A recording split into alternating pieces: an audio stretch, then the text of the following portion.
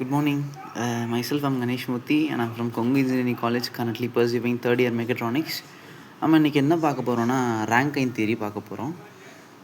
Rankine theory எதுக்கு use பண்ணுறோன்னா, அதை ஏதோ ஒரு பிரிட்டில் மெட்டீரியல்ஸை டெஸ்ட் பண்ணுறதுக்காக யூஸ் பண்ணுறோம். பிரிட்டில் மெட்டீரியல்ஸ்னால் என்னென்னு பார்க்கலான்னா, கிளாஸு, கேஸ்ட் அயனு, காங்க்ரீட்டு, இதெல்லாம் நம்ம பிரிட்டில் மெட்டீரியல்ஸ்னு சொல்லுவோம். நம்ம ரேங்கைன் என்ன பண்ணார்னா, ஃபஸ்ட்டு அவரோட லேபுக்கு போயிட்டு ஒரு யூனிவர்சல் டெஸ்டிங் மிஷினுக்கு போய் அவர் ஒரு மெட்டீரியல் டெஸ்ட் பண்ணுறார். அதில் ஒரு வேல்யூ கிடைக்குது சிக்மா ஒய்.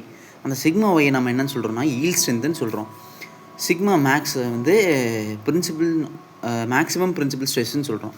இப்போ இந்த மேக்ஸிமம் பிரின்சிபல் ஸ்ட்ரெஸ் வந்து சிக்மா ஒய், அதாவது ஈல்ட் ஸ்ட்ரென்த்தை விட கம்மியாக இருந்துச்சுன்னா சேஃப் ஸ்டேட்டில் இருக்குன்னு அர்த்தம்.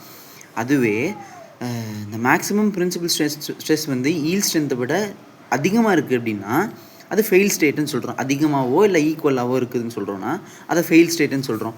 வேர் sigma max is lesser than sigma y, this is called as safe state.